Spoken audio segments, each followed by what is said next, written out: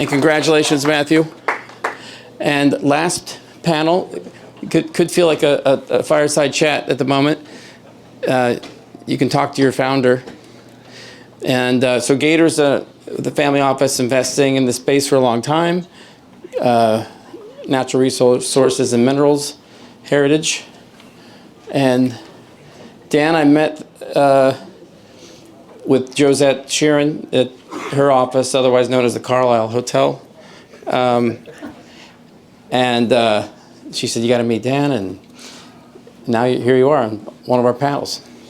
Thank you. So I think it's better if you might, why don't you do the Harry Met Sally story of how you met Dan. All right, that's it. And what you do. It's a pretty good story. So Dan literally sent me a cold LinkedIn request. And a couple of them. Yeah, there was a couple of them. Like, I didn't but wait, respond. let's go back further. How did you identify him for that LinkedIn request? Or is it random? Or is it random? So, as part of Give him the mic. I'll make it quick. Am I sitting the spotlight again? I'm sorry. No, I'm sorry. So, as part of being a founder who's lived in Israel for the last 19 years, I've learned to be a relentless asshole. And so it's kind of the skill set that you need to have in order to get to a certain point in life. And I heard about Gator, and then I was like, maybe I'll just try and find his email address. And then I've had a lot of successes just reaching out to people on LinkedIn. You'd be surprised, like former head of Senate Intel Committee folks, like guys that you would never dream of even talking to. And I was like, hello, I'm Dan, can we talk? And they're like, okay, whatever. So it just worked out. Did the same thing with Gator. In that spirit, how did you land Elon Musk as a client? Whoa, that's a long story. So I'll let you go into the things you wanted to say. And then. Oh, he doesn't want that question. No. Sorry. Yeah. So anyhow, Dan did a cold LinkedIn email, and it was persistent. But the area that he was exploring was of already significant interest to the investment fund that I was working for. We had long had the thesis that one of the fundamental risks of AI, before we even make it to anything like artificial general or artificial superintelligence, was the risk of an explosion in disinformation, an explosion in cognitive biases being worsened by tribalism on the internet.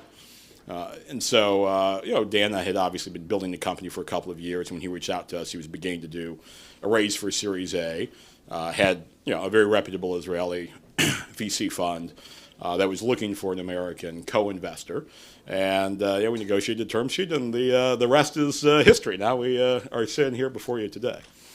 So that's the 1 minute version. There's obviously more twists and turns along the way. But we've ended up supplying probably 20 to 30. Like 20% of your capital stack, maybe something like that. So ended up being a significant portion of raised capital for Cyabra before the pre-IPO and the IPO. So I want to ask more unfair questions, but as you look at the landscape, right? This is one example. What excites and scares you in this? Well, a lot of things scare me. A lot of things also excite me.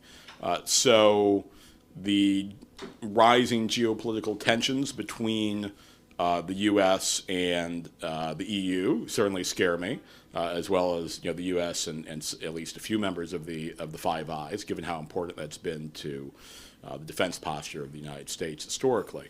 By the same token, it is causing a much-needed reevaluation in Europe of spend by the government sector in the defense space.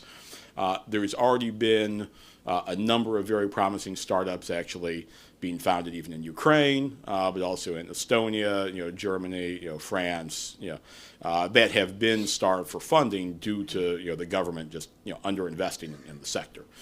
So I'm excited about the prospects for investing in Eurozone companies. Aside from Israel, we've also invested in several Eurozone companies. So one thing that distinguished us from early on was we looked at dual use as being, not just about American innovation, but American and partners innovation, including, Israel and the Eurozone especially.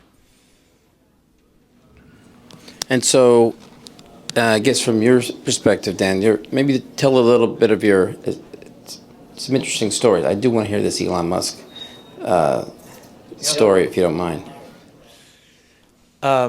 So just to give a quick background, I'm Dan. I'm one of the co-founders and the CEO of a company called Cyabra, which is cybersecurity in abracadabra, which kind of reveals what we do.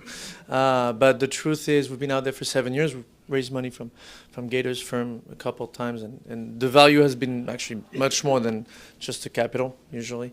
We've raised money from Founders Fund a couple of times, which is Peter Thiel's fund as well in the Valley. So the guy who created PayPal and Palantir and all these other names out there. And for 4 years, we've actually done the typical mistake of the tech, very geeky founders, which is building, and not getting enough feedback from the market. And so for a very long time, we were at that stage where we were trying to prove to the world by building the best possible tech. And I think we still have actually.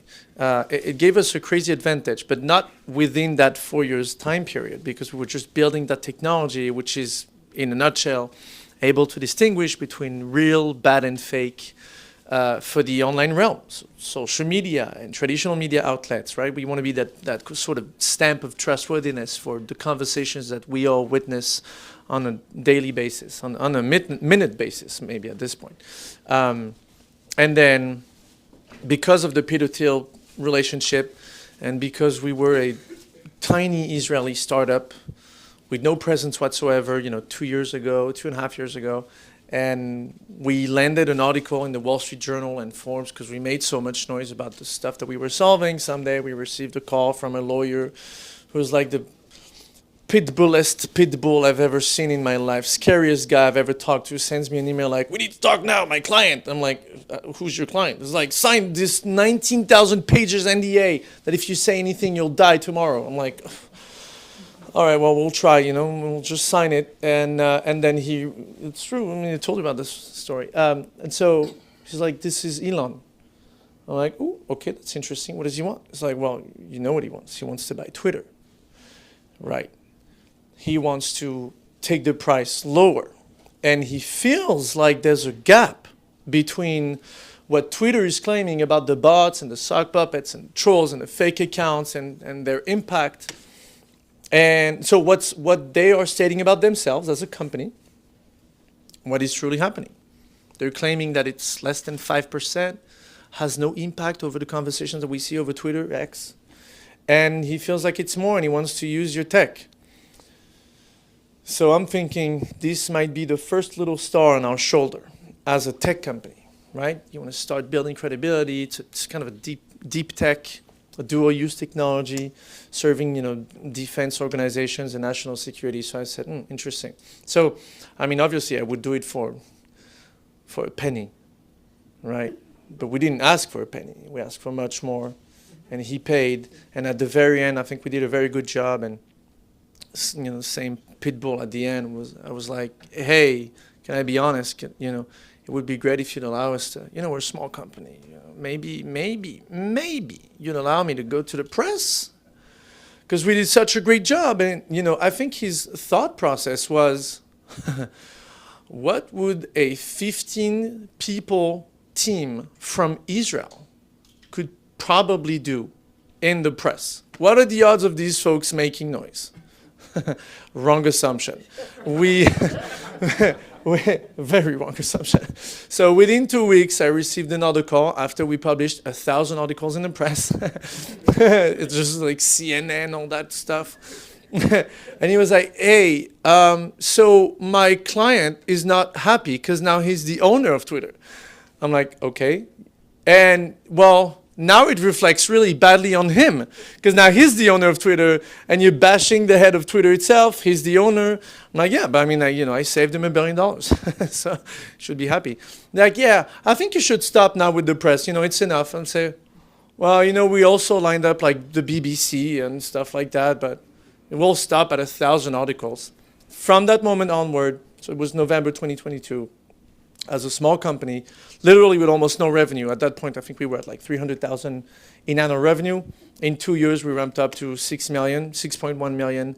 So we blew up. And today we serve, I'm not saying it's all about the Musk story, but I think that a lot of startups are just completely disregarding that credibility and that brand recognition because we, not they, we're all about the tech and the tech and the tech. And eventually, and I'm saying this as a tech company in the field of AI, combating bad AI with good AI, and I'm going to be shooting myself in the foot as a soon-to-be CEO of a publicly traded company. Don't hate me when I say that. But I think people don't buy technologies. I think people buy people, and people buy trust. And I guess we proved that with time, and this equation proves to be the worthy one. That's the route we're going to be taking. And 2/3 of the companies, like R&D people, I don't understand half of the shit that they're saying to me. And I'm like, ooh, very interesting. And we just move on to other stuff. But the truth is, this is what we see. It's incredible technology being leveraged by people who want to trust you. Like, that's pretty much that. So that's the story about Which has lots of use cases, right? Not just dual use, not just forensics, but we serve. I mean, we're on a. This is a dual use technology panel. Is this a panel? If it's two people. yeah, it's a duo. Incredible Dual use. The finalist of the panelists. Yeah, we work a lot with national security folks. So why do you want to go public? Why? Because he wants you to go public? Do you want to? Sure. I think what we found, and I've been discussing the IPO option with Dan actually from fairly soon after he invested, after I invested, sorry. When he began discussing with different bankers about that option, and our conclusion, based on conversations with a number of VCs, was that even with a relatively depressed IPO market, the cost of money for a compelling company in the public markets is significantly cheaper than what you were seeing from VCs post SVB Bank collapse. Term sheets got, especially outside, if you were not a kind of golden circle, Silicon Valley, kind of blessed from above, startup, no offense against, friends of mine that run companies like that, the types of term sheets that you get, from VCs, are, typically fairly onerous. And so that was where, we said, hey, this is going to give a multi-year pipeline to the company, add a valuation that is, has lots of room to grow, but is not overly dilutive to the existing. And I know we're not pitching, but I think there's an opportunity for us to get in before the IPO, right? That would be correct. All right. We'll come back to that. All right. Other than his space, I've got a different answer, if you want. Not a technical one. A personal one? What kind of answer? I was born in France, so I'm romantic by default. Okay, I've lived there. No, it's true. So this is the beginning of the story. So I lived 15 years in France, right? And everything's about like cheese love and the Eiffel Tower and whatever people like about France. But there's something true about it. And I could be talking about the VC and the term sheets and the limitation preference and all the stuff that everybody knows about, that probably more than I do, as a matter of fact. But the truth is, I think that we're solving one of the most complex and interesting challenges that we're facing, at least nowadays. Maybe in 7 years it'll be different, but for sure, for the last 2-3 years, and for the next couple of years ahead of us, we are in really deep, muddy waters. And the way that one of our board members is Mike Pompeo, the former Secretary of State and head of CIA. And Josette's about to be coming in as a post-listing board member. You already know that. One of my ways to pitch it to them was not telling them about the technicalities of becoming a NASDAQ publicly traded company, because they know everything about complexities. While I was running in diapers, the guy ran the CIA, so obviously he knows more than everything that I would do in life. But I told him, I think people need to perceive that opportunity at being a shareholder as Sabras some point in time, in the next couple of years, as maybe I should invest in Batman. Like if we are Batman, and you guys are running. Is this the French coming out in you, the romantic? Yeah, that's the geeky part. Okay. Like the DC Yeah. Comics, Batman stuff, very geeky. But the truth is, like, if we're Batman and Batman has technologies, all I'm saying is, I think people should see this as the opportunity to potentially invest and help us build the technology that can be the arsenal to bring back a little bit of more transparency for this democracy. Because right now, Gotham City is running on fumes and is looking really bad, and it feels like people are losing trust, slowly losing trust. And I got two children, they're two boys, 4 and 2 years old, and I'm saying, damn, by the time they become teenagers, what are they going to be trusting? What, they'll never trust the media, they'll never trust social media, they'll never trust things that they see online, because every single No, their dad is picture Batman. fake. Right, so that's Batman, exactly. I don't know who's Batman's son in the show, but that's the way that I sold it to Mike Pompeo. Like, I want people to invest in Batman's arsenal. So, questions for Batman? Yes. Hold on. Has Iron Gate Capital Advisors looked at you? Have you talked to Hamlet Yusuf or?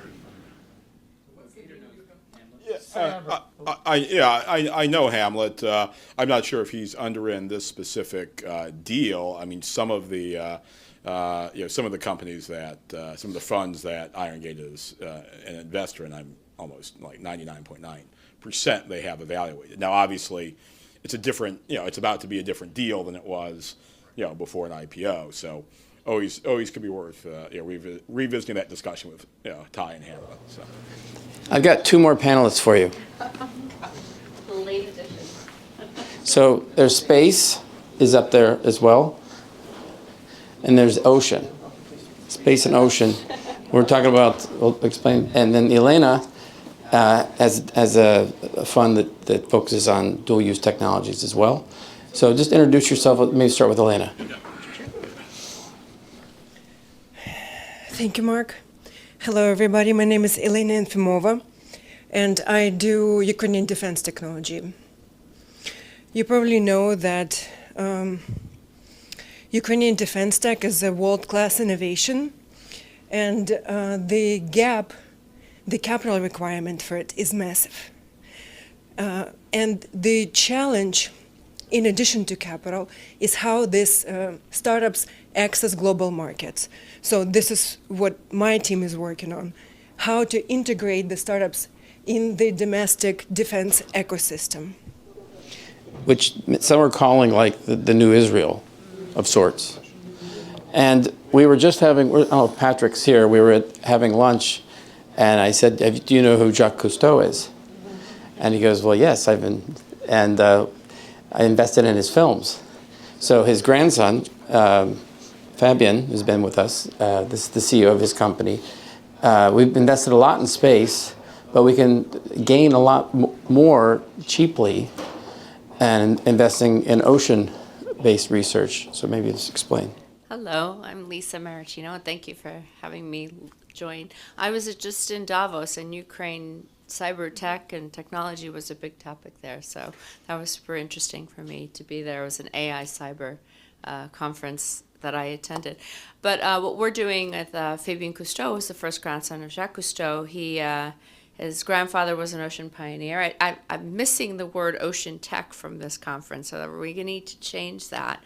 I also do believe that ocean tech is going dual use because of, well, lots of geopolitical reasons. So we are focusing on national security as well, and I'll explain a little bit of that. But Jacques Cousteau developed some of the first technologies to spend more time in the ocean and habitats. So he built some of what are called ocean habitats, or really ocean research stations. And we have one in space, but we don't have any in the ocean because the space race took off and left ocean behind.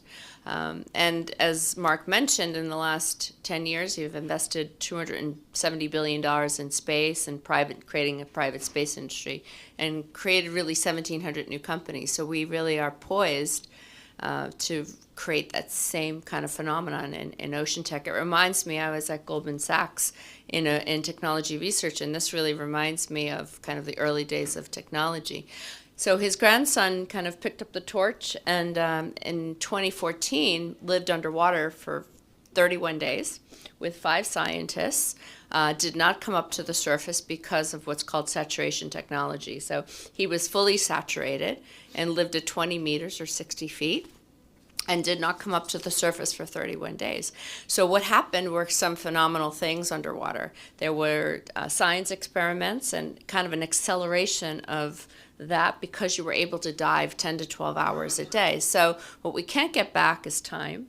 We know we're at the precipice. I mean, someone mentioned a meteor here that almost hit us.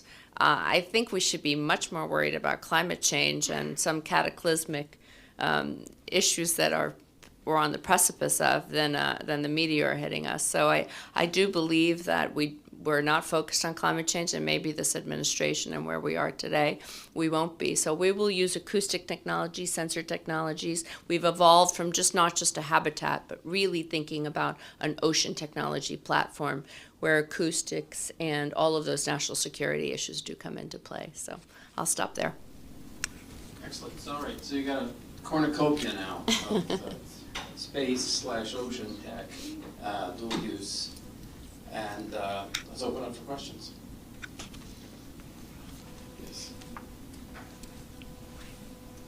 Lisa, Yeah. This is completely anecdotal, so you'll have to answer the question and inform me. A lot of, call them drones, a lot of devices are being now roaming the oceans, gathering data of all types.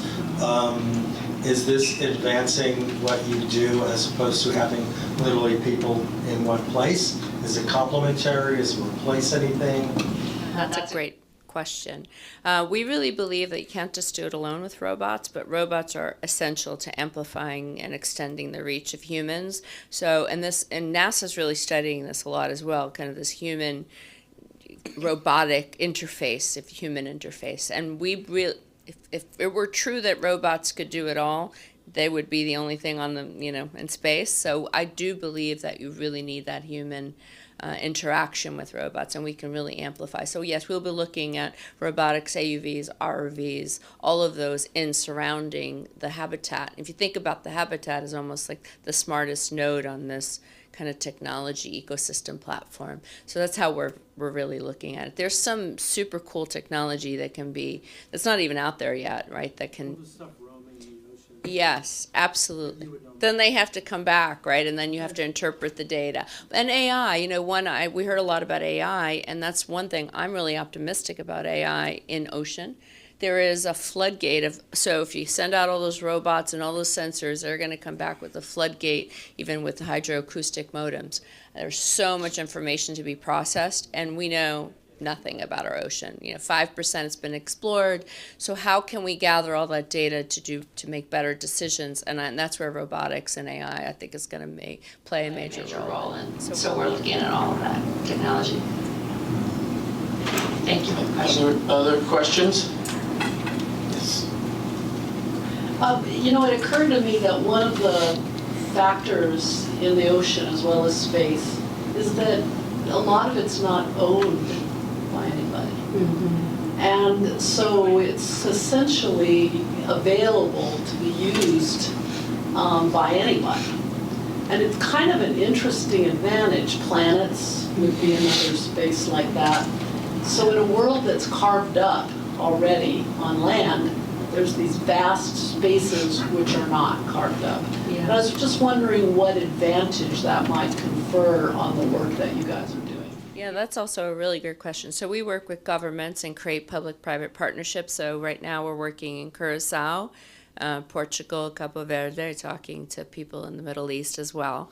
And it is interesting, and I don't know if anyone saw, there was recently an article about China having a habitat. So there is an interesting phenomenon happening, going back to dual use and national security. All of a sudden, China's interested in creating habitats at very deep levels and to do all kinds of things. So it is an open space, and I think legal will probably play a big role in this. But right now, we haven't had any issues with putting a habitat in waters outside of Curacao, Cabo Verde, Portugal, and the Red Sea even. There's been no issues with, like, you can't go there or you can go here. But it is a question. I mean, the ocean's even bigger than lots of spaces, and it's right in our backyard.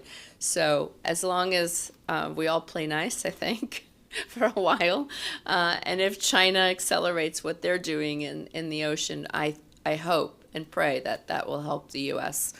Come to terms with investing more in the ocean. Just a little bit. What's up? Oh, Jay Hobbs, go ahead. Just on the question of, I guess, areas for Americans to do research, have you considered Micronesia? I lived there for 20 years, and the whole Northern Pacific, we have our contact agreement, which pretty much denies right of passage to anyone else. Right, I love that. Yeah, all areas are open. We're open to any area really where we need to study the ocean, and really that's almost everywhere because we haven't studied it at all. Yeah, just want to underscore on the question of geopolitics and the ocean. One, I think, still undersung aspect is that right now an enormous amount of the world's internet traffic travels underneath the sea, and we've already started to see Russian and Chinese vessels in the Baltic and the South China Seas, impinge upon, or in some cases, it seems even sabotage, cables running into various countries that they have issues with. So that's a live area, and sort of the oceans have been a commons for the transmission of data and information for a long time. That now seems to be more and more contested in the current moment of power competition. I think, Elaine, I wanted you to just wait here 1 second. Maybe you could just say what's a technology or a company in Ukraine or relating to Ukraine, because you're not only investing in Ukrainian companies, that you think is most exciting we should be aware of? Well, naval drones. Haven't seen them lately, or maybe they're. Oh yeah, they're. Ukraine is the first country in the world to sort of create effective naval drones. And on December 31st, actually, Ukrainian naval drones Magura downed 2 Russian helicopters, the first precedence in the world. Hard to say it's a record. It's still loss of life and it's still horrible, but technologically speaking, a very cheap drone comparatively to any missile destroys a helicopter, 2 helicopters, and the third was damaged, but made it back to the base. Another case, when Ukrainian drones destroyed a $130 million missile system. So the mind-boggling phenomenon about these drones and the drone warfare is that this very cheap, again, comparatively speaking, devices destroy sometimes $100 million systems. I just came back from the Emirates. I went to this IDEX, if you guys know, it's like the largest defense exhibition. And there were all these massive, shiny toys. And I was walking by and thinking, like a 10,000 drone can destroy it. So I guess what we're still grasping is how warfare has changed. And dominating military stockpiles are still kind of the World War II/Cold War technology. And what needs to happen right now is restocking and pivoting to defense technology. Right now, in Ukraine, the war that's happening is a war of drones. It's not even people anymore. I had a like innovative aiming system for guns, for actual soldiers to do something with, and I had to drop it because there are no soldiers anymore fighting, each other. It's drones and swarms of drones. So swarm, and there is a Ukrainian company called Swarmer. I did not invest in it, but that's a really breakthrough technology. Then another, and pretty much like the group of tech that's really promising is autonomous weapons. So it's autonomous remote control weapons that you can control from thousands of miles. And they help to save lives, and pretty much like it's equipment destroying equipment. Given how horrendous the concept of physical warfare is in 21st century, it's still better than this mincemeat attacks, I think it's called, that Russia really prefers and practices to this day. In Ukraine, we do not have the human resources to sort of mimic this strategy, and we value human life, so we really prefer robots to fight. So it's autonomous weapons, autonomous drones, and also electronic warfare. Because what's happening is that when you face a technologically advanced enemy, is that there is this jamming, spoofing, and GPS-denied environments. So the navigation systems become very prominent. Anti-drone electronic warfare. So how do you protect your drone from being jammed and spoofed so that it completes its mission? The interesting part is that American drones did not do well in Ukraine at all. They were expensive and glitchy because they could not perform with that kind of electronic warfare that Russia has. And let's say out of 10 missions, only 2 missions are complete, whereas Ukrainian drones can complete 8 out of 10. There is one... Now compare that to the U.S. technology today. Now, how far are we? Because we haven't done this every day, every hour like you are. Well, so this is what I'm saying, and a lot of feedback is kind of... it's just like a second-hand information, right? Because it's not published anywhere. The only sort of public media account of this that I found is a Wall Street Journal article about that, how glitchy and how ineffective American drones were when were tested in Ukraine on the battlefield. Because you see, the thing is even for AI to function well, it needs to be fed lots of data. Ukraine is pretty much the only place where you can get the data. And that pretty much accounts for why Ukrainian drones are so much more efficient than any other drones, unless they're tested on the battlefield in Ukraine. So for any drone company right now to be, anything, they have to be there. So is this something you're looking at? Absolutely. We're active investors in the autonomous system space. I'm happy to discuss more about that with you, especially as the year. So we are almost ready for breakouts and refreshments, but Carl? I had a quick question on the, what I'll call your misinformation or BS software. Batman? Yeah. I spent my lunchtime reading through like 25 or 30 websites to try to pick out the same story and read them on all to find out where the truth is. Your system would probably be great to have some independent compilation of current events without the biases. We've been dreaming of eventually creating that stamp of trustworthiness that we spoke about. So the short answer to what you said is this is exactly what we're aiming at, which is being able to understand whether the source, so the actor who's pushing or propagating a certain narrative or a certain angle, whether it can be a trusted source. So is it a real person? Is it a real journalist? Is it a fake journalist? Is it a bot, a sock puppet, a troll, a spam account? You name it. There's another 10,000. We don't need to get into all the categories, but I think that gives one portion of the answer that you're looking for. And then we explain, just to give you a slightly longer answer, we sort of decipher what we call the behavioral patterns.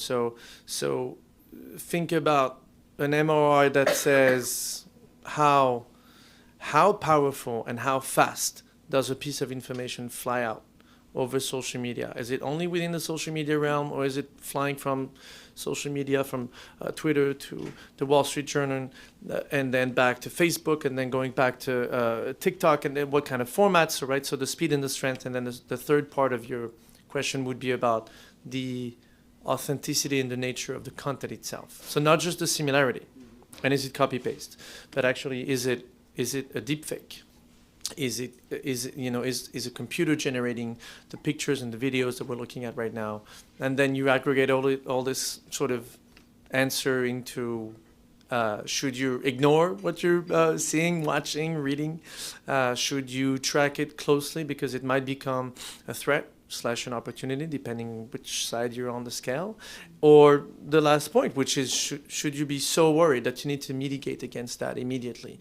You spoke about the drones, and we spoke about the Navy and how we could potentially leverage the unexplored territories.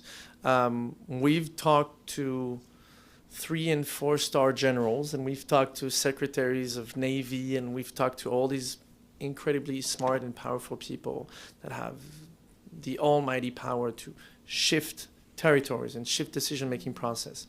And the funny thing is, they have made very costly decisions based on misinformation. They shifted entire armies, not small military operations. They have shifted dozens of planes, dozens of naval ships, and thousands of soldiers. Story that involves the French. I can't. What? I'm going to tell you a great story. Oh, please. So the first Sainer, his name was Zahner. He was Prussian. We had a lot of Hessian troops. So Michael Zahner was the aide-de-camp eventually. He was known as the Flying Dutchman. He stole the White Horse. But for the Battle of Yorktown, what led to the victory partly were the French. Because they were in New Jersey, where I live, their ovens kept baking the bread. And that was that deception to the troops. They felt they're clearly still up there, they're still eating. When instead they moved around and caught them by surprise. So we love the French. It was interesting. And it was interesting that Macron came over to see Trump, but maybe we'll talk about these things in the breakouts. This is how we do breakouts. This is a slide from 2011, 12, when I would do these breakouts for Denison. Anybody from Denison? You're close enough. No Denison people here? Usually there's always one in Michigan. My roommate's little sister. Counts. Fine. But we would get together in roundtables, and it would be the round table for fashion in New York or finance, and then we eventually got to 300 people, and there were segments. But we now have a round table for each of these panels, and like one physically is over there. It's probably a popular one next to the bar. Another one's over here, and we have the ones out there. I'll first mingle, stretch, move around again, and then I'll put on the screen where the round tables will be, and the format is basically no one dominates the conversation. There's no alpha that just takes over. It's a round table. Everybody should introduce themselves, what they're doing, so that everybody knows, and we all try to help each other. It's the same thing we did for the alumni. No one's asking for money. The school isn't asking for money. We're here to help each other. It's the same spirit here for our family office world. So if someone's got some insights, you want some questions, let's ask the panelists a little more information. Alyssa, you're in the ocean world, right? You should be a guest in this deep tech, ocean tech world. And everybody should know each other. And then we come back and we say two things. What did you learn? What are your takeaways? We'll come back here one more time, and one or two people will speak about it. And one of those takeaways is is there something we should do? Should we do a deep dive on ocean tech? Should we do a deep dive on, May I say one more thing, just to plug the ocean one more time? Wait, you'll have a chance to do that. Oh, okay. This is just the principles of it. Okay. And if you want to know more about ocean tech, I think Lisa will be near that bar over there and have a second. For ocean tech. So let's break. Okay. I'll come back to the mic a little bit, like 10 minutes or so, let you know where the breakouts will be. Do the breakouts, meet the people who are relevant to you. And that's the magic for what we do. Thank you, everybody. Thank you, panel. Nice to meet you. Come join our 361 Firm community of investors and thought leaders. We have a lot of events created by the community as we collaborate on investments and philanthropic interests. Join us.